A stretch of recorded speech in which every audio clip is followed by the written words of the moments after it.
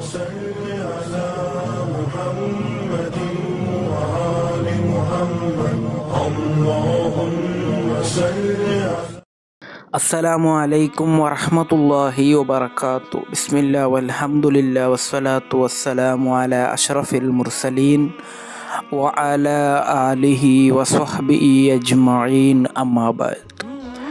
ನೀವು ಇದನ್ನು ಹೇಳಲು ಜಿಪುಣತನ ತೋರದಿರಿ. ಇಮಾಮ್ ತಬರಾನಿ ರಲಿಯಲ್ಲಾಹು ಅನ್ಹುರವರು ವರದಿ ಮಾಡಿದಂತಹ ಹದೀಸ್. ಅಬೀ ಹುರೈರಾ ರಲಿಯಲ್ಲಾಹು ಅನ್ಹುರವರಿಂದ ನಿವೇದನೆ.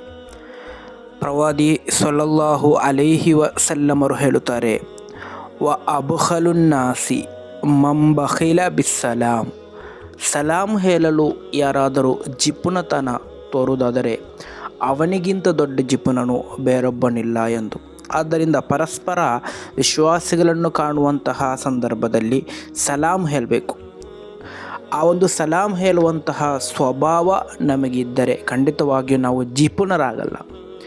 ನೀವು ಸಲಾಂ ಹೇಳುವುದನ್ನು ಮರೆತರೆ, ಅದು ಹೇಳದಿದ್ದರೆ ಖಂಡಿತವಾಗಿಯೂ ನೀವು ಜಿಪುಣರಾಗಿದ್ದೀರ. ಕಾರಣ, ಸಲಾಂ ಹೇಳಲು ಹಣ ಕೊಡಬೇಕಾದ ಅವಶ್ಯಕತೆ ಇಲ್ಲ, ಕಷ್ಟಪಡಬೇಕಾದಂತಹ ಅವಶ್ಯಕತೆ ಇಲ್ಲ.